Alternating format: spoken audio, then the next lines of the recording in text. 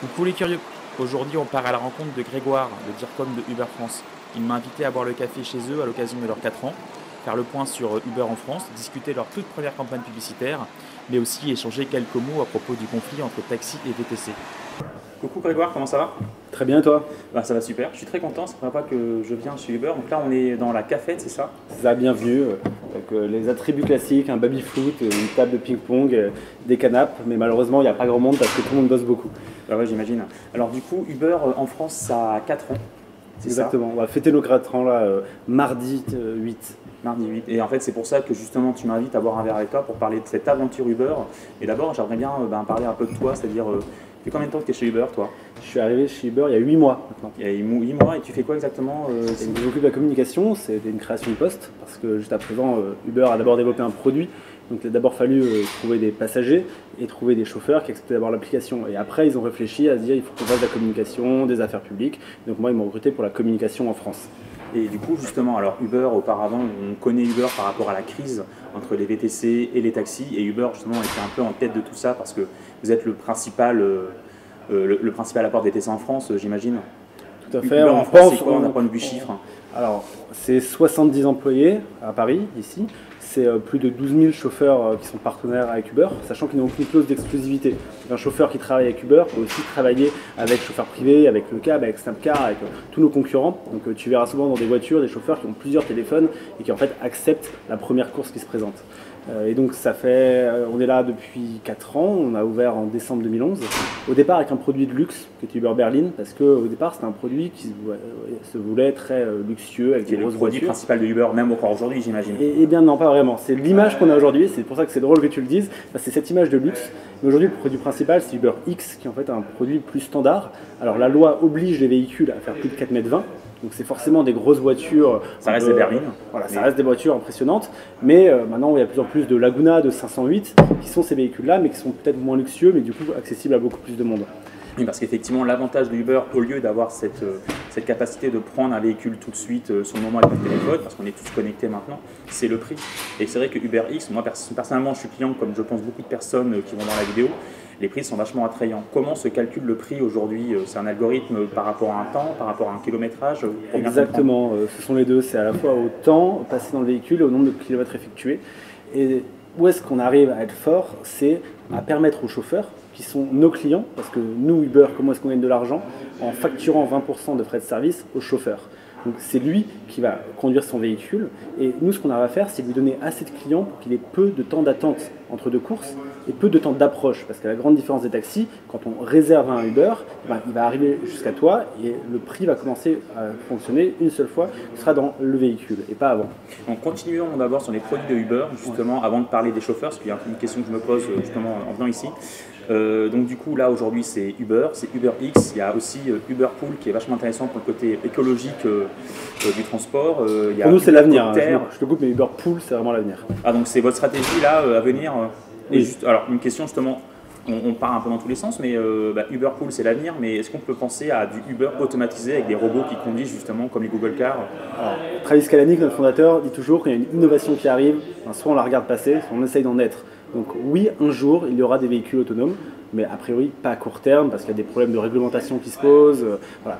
Aujourd'hui, ce n'est pas le cas. Donc aujourd'hui, il y a plusieurs produits. Il y a Uber X, qui est l'entrée de gamme normale. Il y a Berlin, qui est un produit luxueux. Il y a Uber Van, qui sont des vannes qui permettent de prendre 6 personnes ou 8 personnes, ça dépend.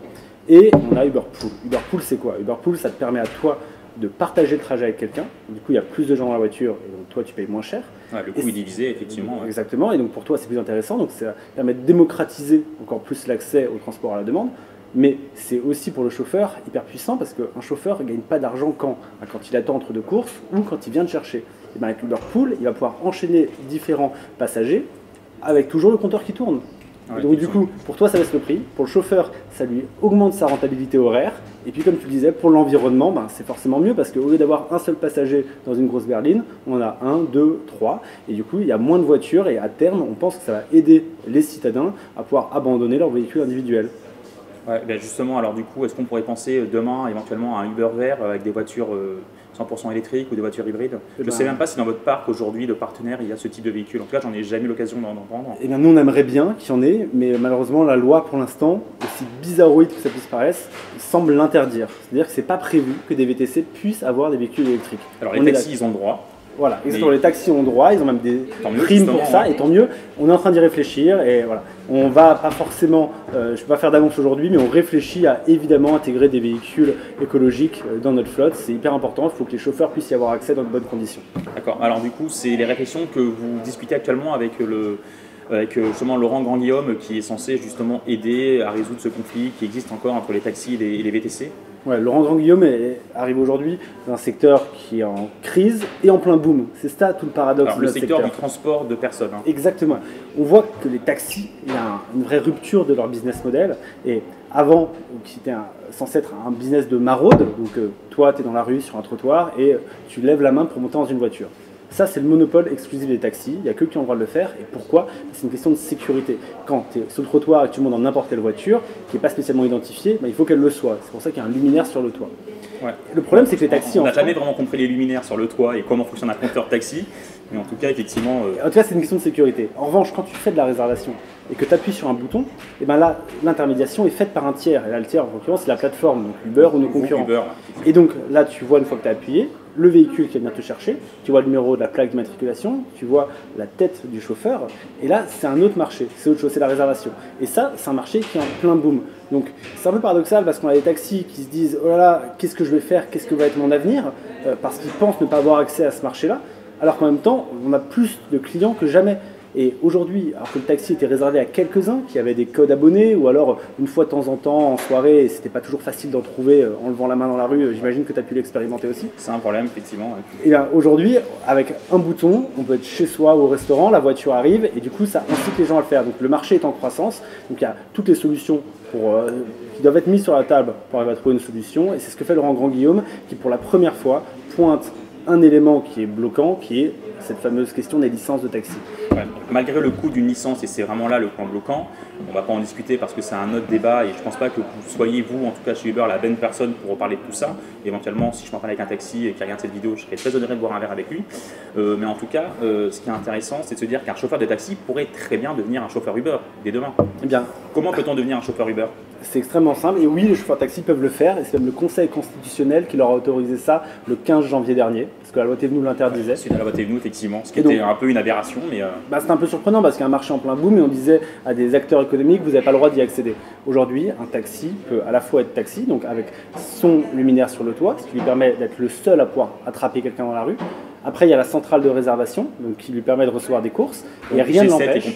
Voilà, tout à fait. Mais rien n'empêche aujourd'hui d'avoir un smartphone en plus, une application VTC. Et si jamais il n'y a pas de maraude, et si jamais sa centrale de taxi lui envoie pas de course, et ben hop, d'accepter une course. Et il suffirait que le luminaire sur le toit, il baisse sa vitre, il l'enlève, et ça marche déjà comme ça à Amsterdam. Et ça marche très bien. Les taxis, du coup, ils ont accès à tout le marché. Ce conflit justement taxi VTC est vraiment principalement en France, qui en Belgique aussi au début, il y avait pas mal de soucis. Tu vois, dans d'autres pays comme l'Estonie, ils ont trouvé des solutions justement, mais une approche qui est un peu différente par rapport à des lois. C'est en France où vraiment ça bloque encore et toujours? C'est plutôt dans l'Europe continentale, c'est-à-dire cette vieille Europe avec des vieilles corporations, des vieux privilèges et parfois de vieilles rentes. Et c'est dans cette vieille Europe que ça coince. Dans tout le reste du monde, c'est en pleine expansion. Donc partout, on réfléchit à comment réguler, comment accompagner ça, et c'est normal parce que c'est nouveau. Mais c'est vraiment en Europe continentale qu'il y a le plus de crispation. Et ce qui est paradoxal, c'est que la France, aussi bien, ça fait beaucoup de polémiques, et on voit, il y a des réactions très vives, mais en même temps, c'est un super marché pour Uber dans le monde. C'est, après Londres, le deuxième marché d'Europe. Et c'est surtout... combien de véhicules, tu disais, je crois, en France? Il y a à peu près 12 000 chauffeurs qui sont partenaires. Par rapport à des taxis, ça fait combien? À Paris, on a 17 000 taxis aujourd'hui et 55 000 en France. Donc pour avoir 12 000 nouveaux véhicules qui transportent des gens plus la concurrence VTC, il y a quand même un réel besoin vis-à-vis des citoyens d'avoir ces véhicules à disposition. Il y en a besoin, et c'est même Thomas Thévenoud lui-même qui le dit dans son rapport. Si on voulait que Paris soit au même niveau que Londres ou New York, on pourrait ajouter 68 000 véhicules rien que dans Paris. Donc 68 000 emplois. À un moment où on est en crise, où il n'y a pas forcément beaucoup de sources de croissance, on se dit que oui, ça pourrait être une vraie solution de créer ces emplois qui rendent service En plus, c'est quoi? C'est de la mobilité dont on parle là. C'est aider des gens à sortir, à rentrer chez eux, à rencontrer autrui. Il y a cette mobilité pour les individus, et puis en plus, pour les gens qui travaillent, eux aussi, c'est une sorte de mobilité, parce que quand vous venez de banlieue, et que vous n'avez jamais côtoyé le milieu parisien, et que vous mettez à y travailler, à discuter avec des gens, ça aussi, c'est une ouverture, et c'est aussi une forme de mobilité sociale. Alors comme tu dis, ça permet à des gens de sortir, mais ça permet à des gens de sortir de la précarité, on va dire. Parce que j'ai pu voir sur ton compte Twitter que tu avais retweeté un article vachement intéressant du Financial Times qui parle justement de certains banlieusards qui sont en difficulté parce qu'au chômage, etc., qui sont maintenant des chauffeurs Uber et qui peuvent justement gagner de l'argent et gagner leur vie grâce à ça. C'est quand même un super article, ça permet de mettre vraiment en valeur Uber, j'imagine, non? Ce qui est assez incroyable, c'est qu'aujourd'hui en France, il n'y a pas beaucoup de métiers où on vous demande ni votre nom, ni votre prénom, ni votre adresse, ni votre CV. Ce qu'il faut avoir, c'est une autorisation de transport professionnel. Un permis B. C'est réservé, un permis B et une autorisation de transport professionnel à avoir à travers des démarches en préfecture, donc soit une carte de VTC, soit une carte de capacitaire. Et une fois que vous avez ça, vous pouvez commencer à bosser. Et instantanément, vous pouvez gagner de l'argent. Alors, il y a des débats autour de ça.